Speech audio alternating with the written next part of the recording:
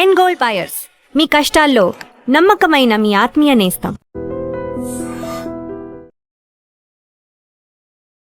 YouTube గురించి మాట్లాడడం. So first of all మీకు ఏదైనా బ్రెడ్ అండ్ బటర్ ఫేమ్ అన్నీ తీసుకొచ్చింది యూట్యూబ్ అంటారు. సో చాలామంది ఇన్ఫ్లుయెన్సర్స్ కానీ యూట్యూబర్స్ కానీ కంటెంట్ చేస్తూ ఉంటారు. సో ఎక్కడో మిస్లీడింగ్ అయిపోతుంది అన్న ఫీల్ ఏమైనా ఉందా ఇప్పుడు ప్రజెంట్ జనరేషన్లో యూట్యూబర్స్ కానీ ఇన్ఫ్లుయెన్సర్స్ కానీ?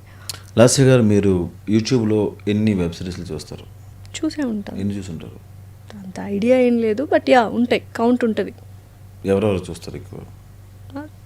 ఫేమస్ అయిన వాళ్ళవే చూస్తూ ఉంటాం. మిగతా ఎందుకు చూడరు? ఫేమస్ కాదు కాబట్టి. అంతే. అంటే నేను ఇంతకుముందు మిస్టర్ మచ్చన్న ఛానల్ ఉండేది, సోషల్ పోస్ట్ ఛానల్. అందులో వితౌట్ స్క్రిప్ట్ అంటే స్క్రిప్ట్ ఏమి లేకుండా వెళ్ళి అప్పటికప్పుడు ఏదో ఒక సీన్ అనుకుని చేసేవాళ్ళు. తర్వాత మేము చేసింది మనకి స్కెచ్ వీడియో అని ఒక పేరు ఉండేది. కాలక్రమేణా ఇంకా యూట్యూబ్ వద్దు, సినిమాలు చేద్దాం అనుకున్నప్పుడు మనం వేరే వ్యక్తిని పెట్టుకొని స్టార్ట్ చేసాం. ఆ వ్యక్తికి నాకు సెట్ అవ్వలేదు. అంటే నేను డైరెక్ట్ చేసి ఆ వ్యక్తి హీరోగా బతకాలి తప్పదని చెప్పి మనం స్టార్ట్ చేసినప్పుడు అర్థమైంది ఏంటంటే, రియాలిటీకి దగ్గరగా ఉన్న ఏ పాయింట్ అయినా జనాలు యాక్సెప్ట్ చేస్తారు, చెప్పే విధంగా చెప్పాలి. ఓకే. ఇప్పుడు నేను చేసిన వాటిలో పెళ్లివారి మండి ఉంది. పెళ్లివారి మండి రియాలిటీకి చాలా దూరమైన విషయం. వీడు పెళ్లి చేసుకుందాం అనుకుంటే అమ్మాయి లేచిపోతా, ప్రతిసారి లేచిపోతూ ఉంటుంది. అది రియాలిటీకి చాలా దూరంగా ఉన్న విషయం. కానీ మిగతా మాటలు కానీ అన్నీ చాలా దగ్గరగా ఉంటాయి జనాలు. కానీ యాక్చువల్గా అది రియల్ స్టోరీ. పెళ్లివారి మండి ఇస్ రియల్ స్టోరీ. ఎవరిదా రియల్? నా ఫ్రెండ్ ఒకడు ఉండేవాడు పాపం. మరి ఎవరిని ప్రేమించినా పాపం పెళ్లిపేటల వరకు వచ్చింది తామ వెళ్ళిపోయింది. ఎన్నిసార్లు అయింది అలా? 3-4 సార్లు అయింది. అయ్యో. వాడు ఆఖరి మరదలు పెళ్లి చేసుకుందాం అన్నా కూడా వెళ్ళిపోతాం అమ్మాయి. మరదలు అది కూడా నేను పెట్టాను యాస్టీస్గా. సో అదేమి కొత్త పాయింట్ ఏం కాదు. అలా చుట్టూ ఉన్న పాయింట్స్ని తీసుకొని విత్ దేర్ పర్మిషన్స్, వాళ్ళు పర్మిషన్ తీసుకొని ఇట్లా క్యాటర్ని అనుకున్నా పెట్టి నా పేరు మాత్రం పెట్టక అని వాడు చాలా గర్వంగా చూపించుకునేవాడు, రే ఇలా జరిగింది అని. సో అది రియాలిటీకి దూరంగా ఉన్న పాయింట్ కానీ రియల్గా జరిగింది. బట్ కన్వర్సేషన్ ఏంటంటే ఇంట్లో మాట్లాడుకున్నట్టుగా రాయడం, మధ్యలో 4 కొటేషన్లు, 2 నవ్వులు, ఒక రెడ్డి గారు అయిపోయింది విరాజిస్తే. ఇప్పుడు ఆ ఫ్రెండ్ లైఫ్ ఏంటి, ఇప్పుడు పరిస్థితి ఏంటి? పెళ్లివారి మండిలో రియల్ లైఫ్ హ్యాపీ, వాడు యూఎస్లో సెట్ అయ్యాడు. సో ఏంటంటే మీరు జరిగిన విషయాలని లేకపోతే మన ఇంట్లో చుట్టూ ఉన్న విషయాలను రాస్తే జనాలు అరే మనం కూడా ఇంతే కదా, మనం ఇట్లా చేసినామని వాడు చూసుకొని ఎంటర్టైన్ అవుతాడు. అంతేగాని ఒక అమ్మాయి వెళ్తూ ఉంటే, హే నీ పేరేంటి, నెంబర్ చెప్పచ్చు కదా, ఆ అమ్మాయి తాగితే మంచి కరిగినట్టు ఉంటుంది, ఇంకా ఒక్క ఉంటుంది, ఆ అమ్మాయి వెళ్ళిపోతే ఇంకా దరిద్రంగా ఉంటుంది. సో ఇవన్నీ ఈ లవ్ స్టోరీస్ అన్నీ చేయడం ఒక సిచ్యువేషన్లో నేను ఆ మోసలోకి వెళ్ళిపోయా. మనం కూడా ఒక అమ్మాయిని చూడగానే అమ్మాయిని అలా బ్యూటిఫుల్గా చూపించి అరే మనం ఆ అమ్మాయిని ఇష్టపడి అది ఎందుకు ఫిల్మీ అయిపోద్ది, రియాలిటీకి దూరంగా ఉంది. సో యూట్యూబ్ అంటే ఒకప్పట్లో చాలా ట్రెండ్ ఉండింది, షార్ట్ ఫిల్మ్స్ కావచ్చు, వెబ్ సిరీస్లు కావచ్చు, ఇంకా నెక్స్ట్ లెవెల్ ఉండింది యూట్యూబ్ అనగానే. నెక్స్ట్ మూవీస్, ఆ తర్వాత ఇప్పుడు ఓటీటీస్. సో ఎక్కడో యూట్యూబ్ తక్కువ అండర్ రేటెడ్ అయిపోయింది అనుకోవచ్చా? లేకపోతే యూట్యూబ్లో కూడా ఇంకా ఇప్పటికీ రెవెన్యూ జనరేషన్స్ కానీ మీకు ఒకప్పుడు ఎలా అయితే ఉన్నాయో అలానే ఉన్నిందా ఫైనాన్షియల్గా? యూట్యూబ్ రెవెన్యూ అసలు ఉండదు. అంటే యూట్యూబ్ రెవెన్యూ మీకు 1 మిలియన్ వచ్చింది అనుకోండి, 60,000 వస్తుందండి. ఒక 60,000 70,000 అమౌంట్ వస్తుంది. 60,000 70,000 బ్రష్ చేయడం కూడా పనిచేయదు మీకు. ఇప్పుడు ఒక ఎపిసోడ్ చేయడానికి ఒక ఎపిసోడ్ ఎంత అవుతుంది? చాలా ఎక్కువ వద్దండి. మీరే లెక్క చెప్పండి, నేను చెప్తా. బ్రాండ్స్ అంటే నేను ఇది అడిగారు చెప్తాను సందర్భం. బ్రాండ్స్ ఎందుకు చేస్తా ఉన్నా, బ్రాండ్స్ పెడతారండి మీరు, ఎందుకు కాబట్టి నేను ఆడియన్స్ చెప్తున్నా. ఒక 1 మిలియన్కి 60,000-70,000 వస్తుంది. మీకు తెలిసిన ఫ్రెండ్స్ ఎవరైనా కనుక్కోండి 1 మిలియన్ వ్యూవర్షిప్ వస్తే ఎంత వచ్చిందిరా అని. 60,000-70,000 ఉన్నాయి. కెమెరా 8,000 అండి, లైట్లు 2,000 అండి, రెంట్ ఆడ 10,000 అండి, కెమెరామెన్కి 5,000 అండి, కెమెరా అసిస్టెంట్ 1000 రూపాయలు అండి, ఆడ 16,000 అయిందండి. లొకేషన్లు అండి, ఈ లొకేషన్ ఉండకూడదు, ఆ లొకేషన్ బాగాలేదు, ఈ లొకేషన్ బాగా, ఎన్ని క్వశ్చన్స్ పెడతారు కింద. కానీ ఒక లొకేషన్ పర్మిషన్ రోడ్డు మీద చేస్తే కెమెరా పట్టుకెళ్ళిపోతారండి. ఇక్కడ పర్మిషన్స్ కావాలి, లేకపోతే ఎవరిని వస్తే సీక్రెట్గా 1,000 ఆర్టిస్ట్ పేమెంట్లు, ఫుడ్ 2 పూటలు, ఎడిటర్, పబ్లిసిటీ డిజైనర్, పోస్టర్ చేసేవాడు, మ్యూజిక్ ఒక వెబ్సైట్లో కొంటామండి. మరి ఇవన్నీ అక్కడే పోతా ఉంటాయి, మేమేం తింటామండి. 60,000 లొకేషన్ ఎంత అండి? ఒక లొకేషన్ 10,000, ఒక లొకేషన్ 5,000. ఒకే లొకేషన్ ఒకే రోజు చేయం కదండి.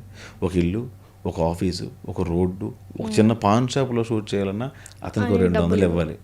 ఒక కూరగాయల షాప్ చేయాలన్నా ఒక 300-400 ఇవ్వాలి. ఒక కాఫీ షాప్లో చేయాలంటే 2,000 బిల్ చేయాలి. పైగా అతను బ్రాండ్ వేయాలి. అది తెలియకుండా ఆ కాఫీ షాప్ బ్రాండ్ కూడా మేము వేస్తాం.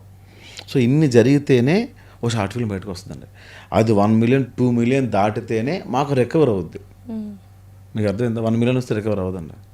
దాని అందుకే మళ్ళీ కట్ చేసి కామెడీ సీన్స్ అనేవి పెట్టి వేరే వేరే ఛానల్లో పెట్టి రుద్దుతూ ఉంటాం డబ్బుల కోసం. ఇప్పుడు మీరైనా ఒక ఇంటర్వ్యూ చేసి దాన్ని మళ్ళీ 15 నిమిషాలు 2 నిమిషాలు 1 నిమిషం కట్ చేసి పెడతారు. ఎందుకు? మీరు ఆ క్లయింట్ మీద పెట్టే ఎఫర్ట్ ఏవో డబ్బులు ఉన్నాయో, లైటింగ్, ఎంతమంది స్టాఫ్ ఎవరైతే ఉన్నారో వీళ్ళందరూ శాలరీస్ దాని మీద రావాలి అంటే మీరు నెంబర్ ఆఫ్ టైమ్స్ అది వ్యూయర్షిప్ వచ్చిన తర్వాత అక్కడ నుంచి వచ్చే యాడ్స్ మీద మీరు బతకాలి. సో ఇది ఎవరికి అర్థం కాదు.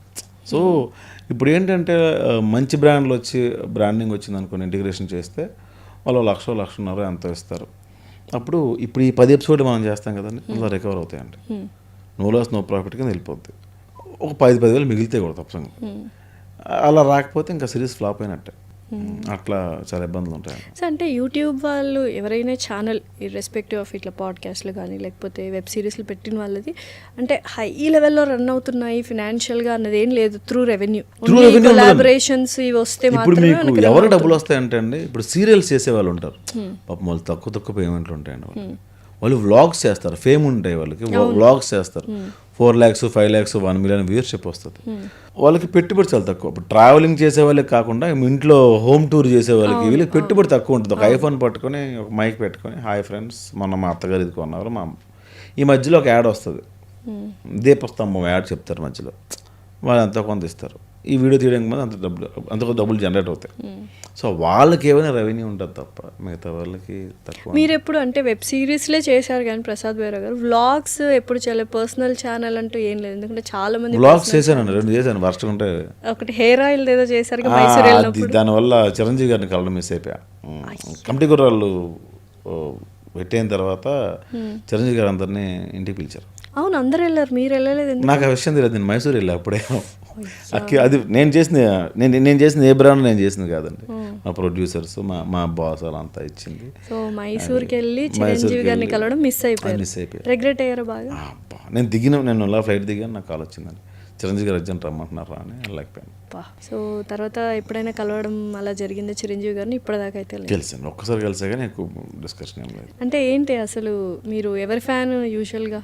హీరోస్ నాగేశ్వరరావు గారు ఈ జనరేషన్లో ఎవరు లేరు, మధ్య జనరేషన్ కూడా మరీ ఓల్డ్. అంటే మా ఊర్లో బ్లాక్ అండ్ వైట్ సినిమాలు అవే వచ్చేవండి. తేజ న్యూస్, ఈటీవీ సినిమా అని 2 ఛానల్ ఉంటాయి, అవే వచ్చేవి. ఏ ఊరండి మీది? మాది కొత్తూరు దగ్గర గురండి అని ఒక చిన్న పల్లెటూరు. ఓకే. సో యూజువల్గా బెహరా అనగానే అందరూ ఒరిస్సా అనుకుంటుంటారు కదా, ఏంటి ఒరిస్సా ఒరిజినేటెడా మీరు లేకపోతే? తెలుగునండి నేను, తెలుగు. ఓకే, పక్క శ్రీకాకుళం దగ్గర ఒక చిన్న ప్లేస్, కొత్తూరు, శ్రీకాకుళం జిల్లా. ఓకే. మరి అంటే చాలా రిమోట్ విలేజ్ అని చెప్పొచ్చు. బాగా చిన్న ఊరు, 300 ఇల్లు ఉంటాయి అంతే, 250 300 ఉంటాయి. ఇప్పుడు ఊర్లో ఎవరు లేరండి, అందరూ హైదరాబాద్లోనే ఉంటున్నారు ఊరంతా. తాపి పనులని వలసలు వెళ్ళిపోయి అలా ఉంటాయి, కానీ ఇక్కడ ముసలి వాళ్ళు ఉంటారు ఊర్లో. ఎప్పుడైనా మిస్ అవుతుంటారా ఊరిని? అయ్యో, మా ఊరు అంటే చాలా ఇష్టం. వెళ్తూ ఉంటారా? వెళ్ళిపోతాను. ఏంటి ఓన్లీ సంక్రాంతికే వెళ్తారని కంప్లైంట్ చేస్తుంటారంట ఊర్లో వాళ్ళు? అప్పుడప్పుడు లేట్గా వెళ్తానని. ఓకే.